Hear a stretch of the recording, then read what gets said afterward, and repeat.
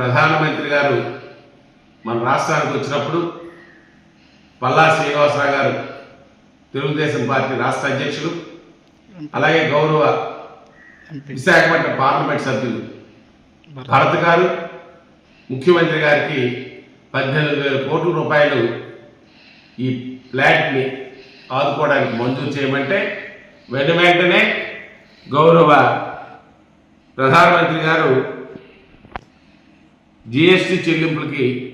500 కోట్లు, అలాగే బ్యాంక్ అప్పులకి ఇంట్రెస్టులు కట్టడానికి 1,150 కోట్లు మంజూరు చేశారు. తరువాత 11,400 కోట్ల రూపాయలు ఇచ్చి ఈవేళ పండగ కానుకగా స్టీల్ ప్లాంట్ని అందించిన ఘనత మన ప్రధానమంత్రి గారిని, సాధించిన ఘనత ఎన్డీఏ పక్షం మన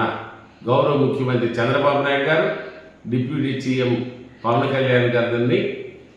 తెలియజేస్తూ ఈ ప్రజానీకం తరఫున, ఉత్తరాంధ్ర ప్రజానీకం తరఫున వారికి ధన్యవాదాలు తెలియజేస్తాను.